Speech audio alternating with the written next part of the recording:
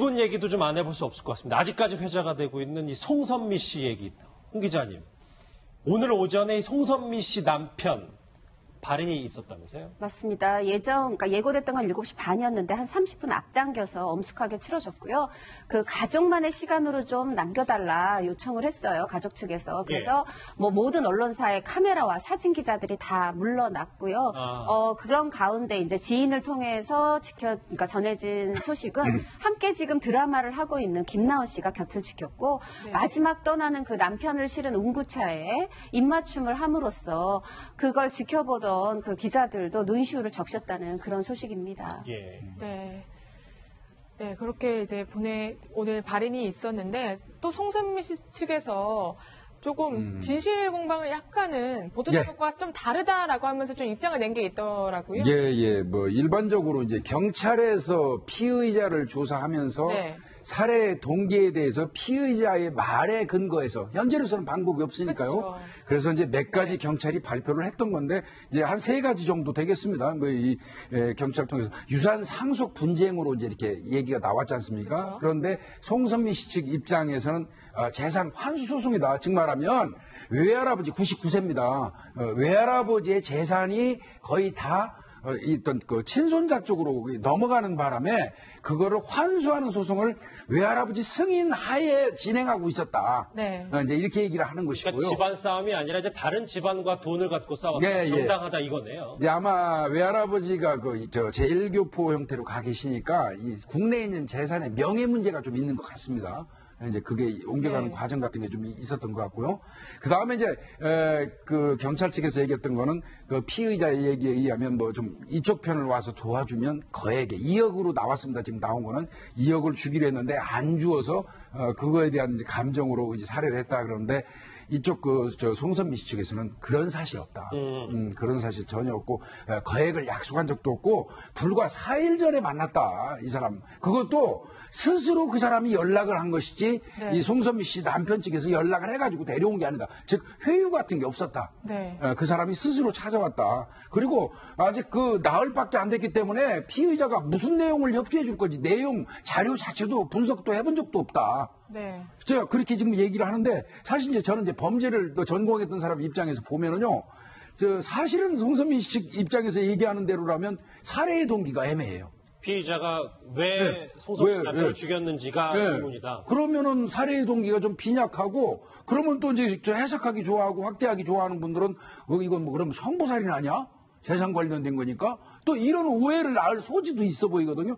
결국 뭐 경찰이 주변 수사까지 다 하고 변호사 사무실 내에서 이 사건이 발생했어요.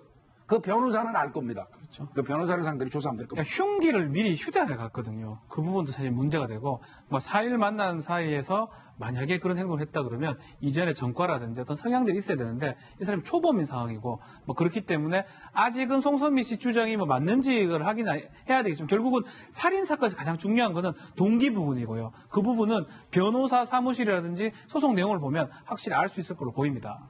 그냥 대체적인 지금까지 나온 흐름을 봤을 때 홍 기자님, 송선미 씨 측의 주장을 우리가 어느 정도까지 받아들여야 되는지요? 그러니까 제가 보기에 예를 들면 유산이 아니라 재산 환수다. 이게 이제 가족 측에서 큰 문제겠지만 대중이 보기엔 결국 돈 문제다. 이게 큰 흐름을 바꿔놓는 물꼬를 뭐 바꾸는 그런 정도의 반박은 아니라고 보여지고요. 그리고 지금 이 피의자 조 씨가 이제 범행을 한 뒤에 이제 현장에서 도주할 수도 있었고, 법인 사무실에 있었던 다른 사람을 공격할 수도 있었는데, 전혀 아무런 행동을 하지 않고 현장에서 체포될 때까지 그냥 기다리고 있었어요. 이런 정황들이 그러니까 지금 어떻게 보면은 좀 더 많은 사실들이 규명돼야 하는, 아직은 대중의 입장에서 볼 때 혼란스러운 상황이고, 그 연장선상에서 볼 때 송선미 측의 해명이 지금 명쾌하게, 사실과 다르구나라고 대중을 설득하고 있지 못합니다.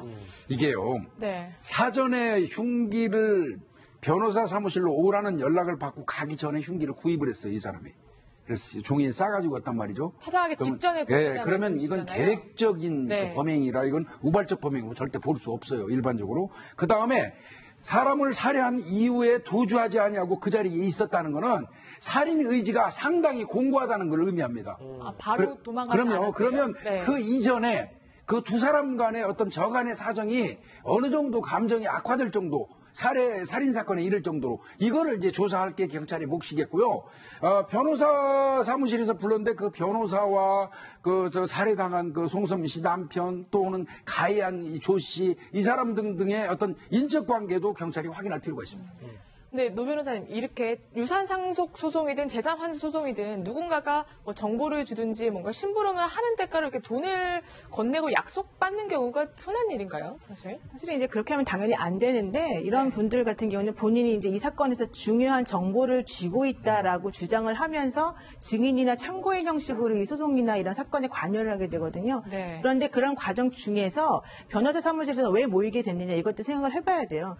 변호사 사무실에 이 사람들 전부 다 오라고 해서 한꺼번에 뭔가 얘기를 하려고 했다라고 하는 것 자체가 예. 이 사건과 관련해서 변호사 사무실에서도 그분의 조력이 있었다라고 하는 것은 인정했다라고 하는 얘기가 되는 것이고 또 하나는 그럼에도 불구하고 상호간에 전제가 되어서 약속했던 것을 받지 못했기 때문에 뭔가 조정을 시도하려고 했었다라고 하는 것을 우리가 생각해 볼 수 있거든요. 네. 그러니까 지금 말씀하신 것처럼 당연히 뭐 증언이나 이런 것들은 사실에 입각해서 알고 있는 사실을 말해주면 되는 것이기 때문에 그런 걸 말해준다고 해서 어떤 대가를 받으면 당연히 안 됩니다. 그러나 현실적으로는 그러한 식의 이제 고마움의 표시 같은 것들을 하기도 하고 네가 나중에 나에게 잘해주게 되면 내가 너한테 어떤 응분의 대가를 해주마라는 식의 사전의 약속이 변호인도 모르게 이루어지는 경우가 많아요. 그래서 아마도 제가 봤을 때 이 사건 같은 경우에는 송선미 씨 측에서는 지금 부인하고 있지만 아마도 그 고인이 된 남편과 이 조 씨라고 하는 이 피의자 사이에서 어떠한 정도의 그런 대가 관계 같은 것에 대한 얘기는 있었을 것으로 송선미 씨가 모르는 그런 그렇죠. 부분도 예, 있습니다. 남편이 하늘을 모를 수는 있죠. 이게 유산 상속이든 재산 환수든 결국 그 시 외할아버지, 그러니까 그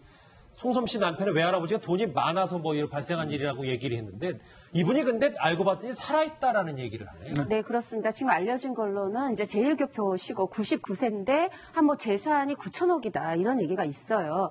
그리고 또 지금 이 이제 범행을 일으킨 피의자가 지금 고 씨의 그 외삼촌의 지인이다. 그리고 네. 말하자면 이 재산 환수 소송을 두고 이제 말하자면 서로 맞서는 상대 측을 돕던 비서처럼 일하던 사람이었는데 그쪽에서 먼저 연락을 해와서 어떤 유용한 정보를 가지고 있다.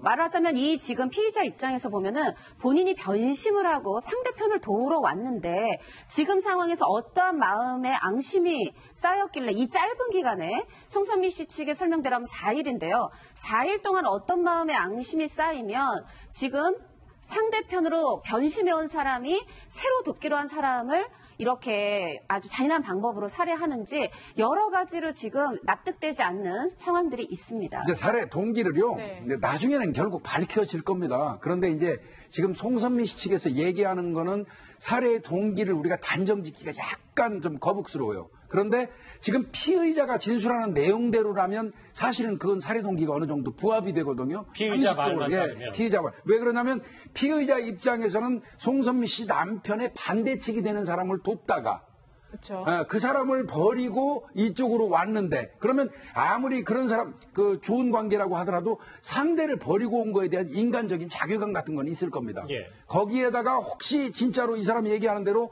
2억으로 나왔죠. 주기로 했던 그 돈 2억을 주기로 했는데 10%밖에 안 되는 10%도 안 되죠. 1,000만 원을 준다고 그러면 감정이 상할 수 있고 즉 말하면 나는 배신까지 하고 인간적인 배신까지 하고 이쪽으로 돌아서서 와서 적극적으로 협조를 했는데 나를 결국 이런 식으로 이제 뭐 거지 취급하냐 네. 이런 감정이 있을 수 있거든요. 그게 이제 예. 저희가 어제까지 얘기했던 얘기잖아요. 예, 그러니까 이쪽 피의자 측의 입장에서 본다면 그런 거고요. 송선미 씨 입장 지금 설명 나온 대로라면 아직까지 동기는 약간 미흡하다는 거죠. 그럼 송선미 씨 측 입장은 홍 기자님 이게 본인 남편은 무고하게 죽었다. 지금 왜 죽었는지 모르겠다. 이런 그렇죠.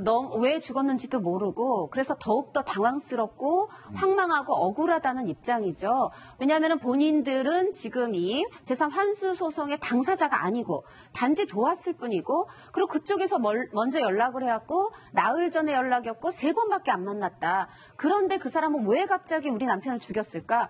그것도 이렇게 많은 사람이 지켜보는 가운데 지금 만약에 이 모든 것을 송선미 씨 측이 이걸 사실로 받아들이고 있다면 네. 송선미 씨 측에서는 지금 무엇으로도 우리가 보통 설명되지 않은 현실에 취할 때 그 충격이 더 크거든요. 그래서 송선미 씨 측에서는 지금 이 충격이 정말 감당하기 힘들 지경일 겁니다. 사실 뭐 말씀하셨던 것처럼 경찰 조사가 좀 심층적으로 들어가면 다 그럼요. 밝혀질 예. 얘기니까. 예. 근데 노 변호사님, 이 송선미 씨 측이 제일 중요시한 게 뭐냐면 확인되지 않은 사실을 유포하면 유족들에게 2차 피해가 되니까 그것만 조심해달라.